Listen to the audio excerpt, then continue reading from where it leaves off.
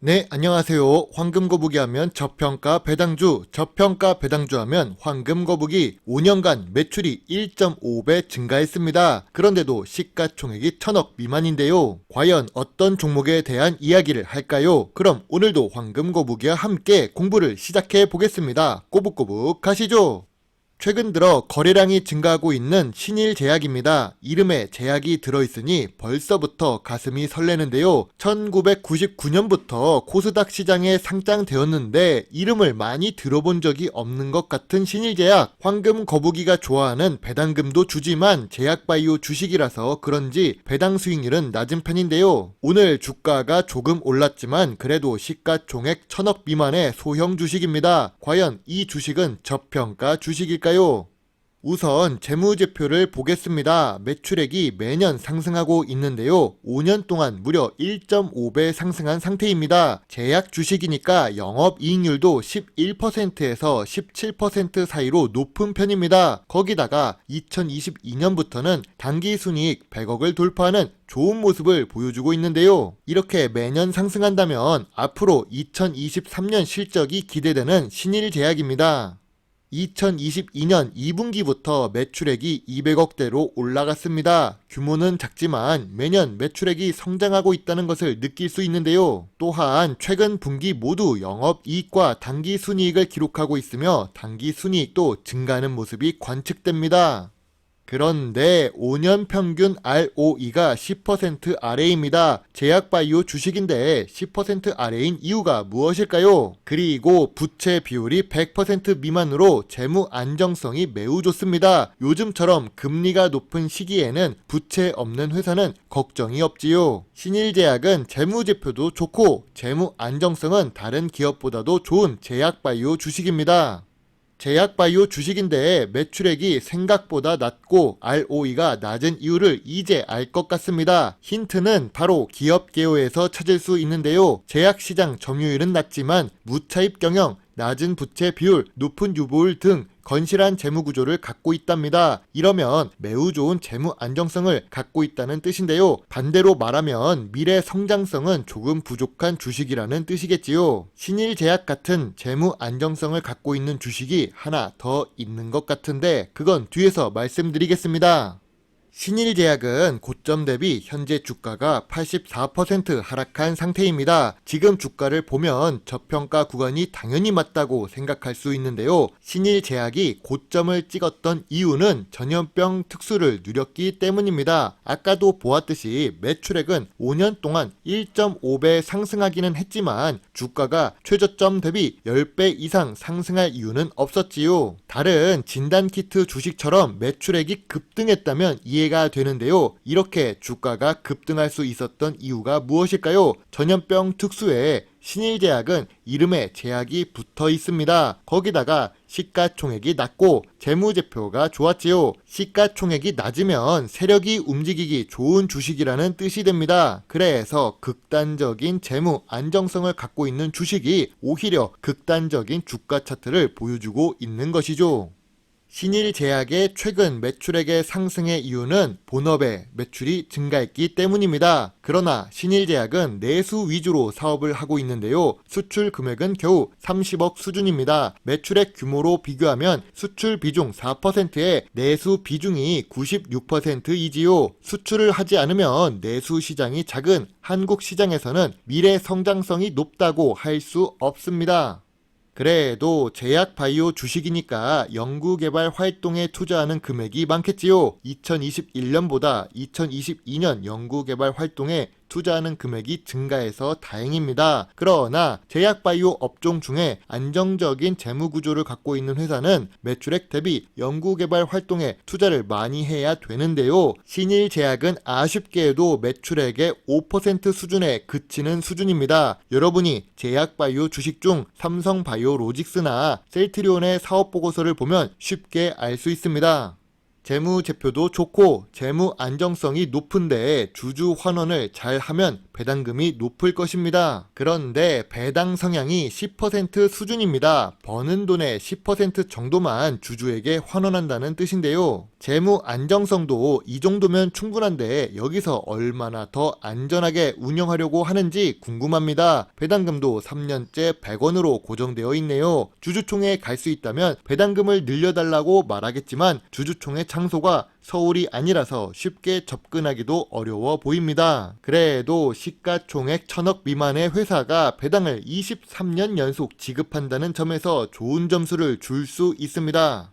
신일제약은 지금 저점 구간입니다. 그러나 저평가 구간이라고 말하기 조금 어려운 부분이 있습니다. 물론 지난 최고점 5만원대를 보면 현재 주가가 84% 하락했기 때문에 매력적인 구간이 아니냐고 물어볼 수도 있는데요. 하지만 2019년 저점은 5,000원이었습니다. 2015년부터 2020년까지 신일제약의 주가 움직임은 겨우 5,000원에서 만원 사이를 횡보했던 상황입니다. 여러분이 여기서 주의해야 할 부분은 지난 최고점 대비 주가가 아니라 최근 1년 6개월간의 횡보를 얼마나 했냐를 봐야 하는데요. 지난 1년 6개월 동안 신일제약은 8,000원부터 12,000원 사이를 움직였습니다. 그래서 황금거북이는 현재 주가가 8,400원이기 때문에 아직은 저평가 구간이 아니라고 생각합니다. 이렇게 주가가 급상승을 하려면 제약바이오에 수급이 몰려야 하는데 그 시기를 정확히는 알 수가 없지요. 이런 주식은 결국 장기 투자를 해야 하는 종목입니다.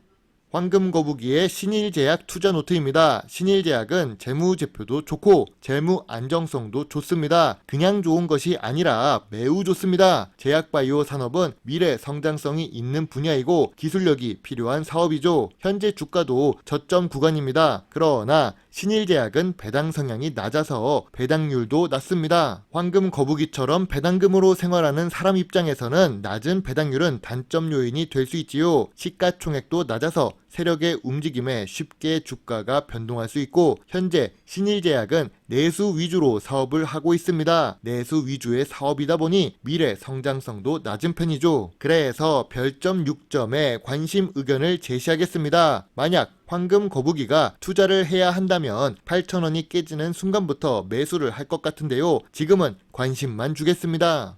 아까 신일제약 같은 주식이 하나 더 있다고 이야기를 했었는데요. 망하지 않는 주식이 저평가 구간에 들어왔다고 4월 9일에 영상으로 만든 세움메디칼입니다. 세움메디칼은 의료 소모품을 전문적으로 생산하는 회사인데요. 아까 신일제약보다는 배당 수익률이 인간적이네요. 시가총액도 비슷한 1,000억대 수준이며 코스닥에 상장되어 있습니다. 그래도 신일제약은 매출액이 상승하고 있었지만 세움메디칼은 매출액이 보합 추세입니다. 매년 600억대를 유지하고 있지요. 그래도 매출액은 정체되어 있어도 영업이익률은 22%에서 28% 사이를 기록하는 만큼 매우 훌륭한 영업이익률입니다. 이런 영업이익률 덕분인지 2018년부터 2022년까지 연간 당기 순이익을 꾸준하게 100억 이상을 기록하고 있다는 것을 재무제표를 통해 확인할 수 있습니다. 그래도 이름에 메디칼이 들어있는데 세움메디칼은 5년 평균 ROE가 10% 수준입니다. 10% 수준이면 좋은 거 아니냐고 물을 수도 있지만 의료 소모품인데도 불구하고 10%밖에 아닌 것입니다. 그 이유는 신일제약과 비슷한데요. 신일제약은 부채 비율이 10% 수준인데 세움메디칼은 더 극단적인 부채 비율을 보여주고 있습니다. 부채 비율이 무려 10% 미만인데요. 심지어 당좌 비율도 높습니다. 당좌 비율은 당장 쓸 수 있는 현금 같은 자산입니다. 그러니까 당장 쓸 돈도 있고 유보율도 여유로운 회사라는 뜻이죠. 재무 안정성이 보통 좋은 것이 아니라 매우 좋습니다. 세움메디칼 역시 전염병 특수로 주가가 크게 상승한 적이 있습니다. 세움메디칼도 전염병 특수로 주가가 상승했고 시가총액이 낮아서 세력이 쉽게 들어올 수 있는 구조인데요. 거기다가 망하지 않는 재무제표를 기록하고 있으니 세력이 들어와도 안심하고 작업할 수 있는 주식이었겠죠. 지금은 주가가 고점 대비 70% 하락한 상태입니다. 황금 거북이는 세운메디칼이 지금 저점 구간이자 저평가 구간이라고 생각합니다. 바로 2019년 저점이 3,000원이었기 때문인데요. 재무제표가 성장하지 않았으니 2019년 저점 밑으로 내려간다는 것은 주가가 저평가 구간에 있다고 생각했습니다. 참고로 세운메디칼은 2016년부터 2020년까지 3,000원부터 5,000원 사이를 움직였던 주식이지요. 이미 황금 거북이도 저평가 구간부터 매수하고 있고 현재는 지루한 횡보장에서 세운메디칼의 상승을 기다리고 있는 중입니다. 세운메디칼의 별명이 누움메디칼이지만 이제 일어서서 세운메디칼이 되기를 기다릴 뿐이죠. 지난 영상에서도 망하지 않는 주식의 특징을 이야기했었습니다. 망하지 않는 주식은 재무제표가 좋습니다. 특히 재무 안정성이 좋은 회사들인데요. 이런 망하지 않는 주식들은 주가 변동성이 낮고 횡보 기간이 깁니다. 큰 주가 변동이 몇 년에 한 번 나오니까 그때를 노려야죠. 망하지 않는 주식을 알았으니 투자하는 방법도 알려주면 좋겠죠. 정말 쉽습니다. 이건 투자 원칙과 동일한데요. 저평가 구간에서 분할 매수하는 것입니다. 저평가 구간인데도 불구하고 망하지 않는 주식 역시 추가적으로 하락할 수도 있는데요. 그때는 10% 하락할 때마다 매수한 금액의 2배를 매수하는 것입니다. 세운메디칼을 3,000원에 100만원을 투자했는데 10% 하락한 2,700원이 되면 200만원을 투자하는 것이죠. 2,700원에 200만원의 물을 타서 총 300만원을 투자하고 있는데도 불구하고 2,500원이 된다면 600만원을 투자하세요. 설마 세운메디칼이 올해 갑자기 사업이 어렵다고 망하거나 그러지는 않을 것입니다. 제약바이오 수급에 돈이 다시 몰리는 상황이니 이렇게 시장에 관심이 들어와서 주가가 상승한다면 매도를 하는 것이죠. 추가 매수해서 매수 평단가를 낮춘다면 분할 매도로 대응하는 것이 좋습니다.